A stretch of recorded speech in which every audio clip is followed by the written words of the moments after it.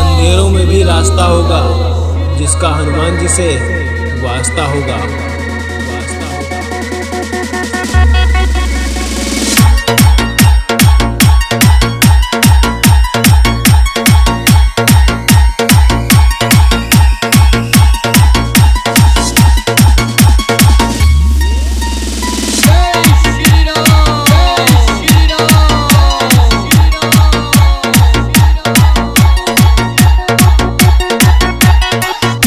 है नाम महान, हनुमान करे बेड़ा पार। जो लेता है नाम बजरंग बली का, सब दिन होते हैं उसके एक समान। जय हनुमान जय हनुमान।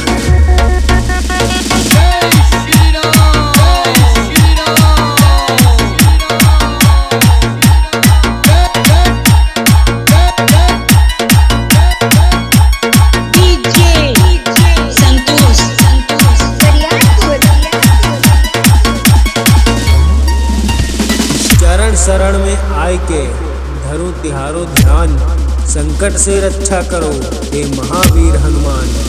जय श्री राम जय श्री राम जय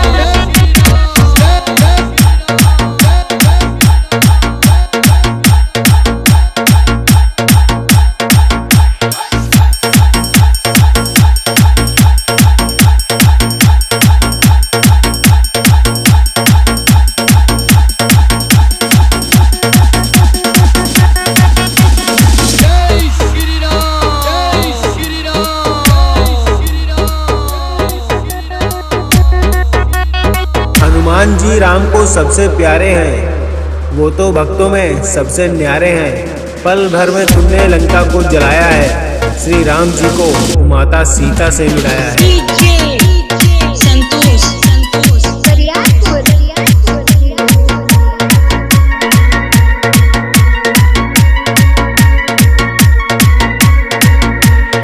अंधेरों में भी रास्ता होगा जिसका हनुमान जी से वास्ता होगा।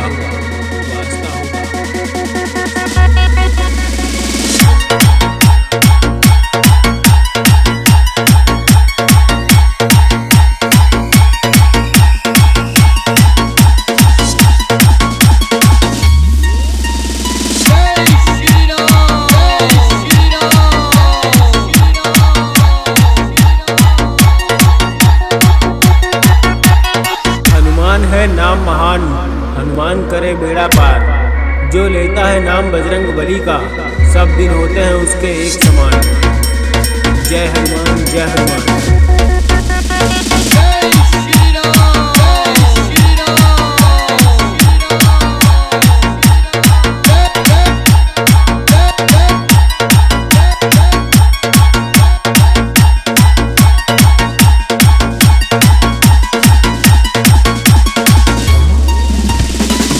शरण में आय के धरो तिहारो ध्यान, संकट से रक्षा करो हे महावीर हनुमान।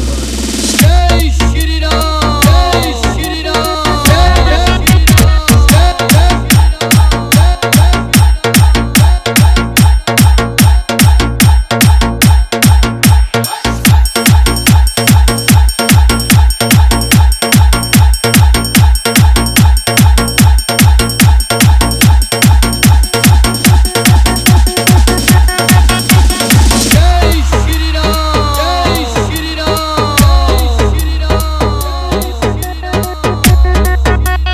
हनुमान जी राम को सबसे प्यारे हैं, वो तो भक्तों में सबसे न्यारे हैं। पल भर में तुमने लंका को जलाया है, श्री राम जी को माता सीता से मिलाया है।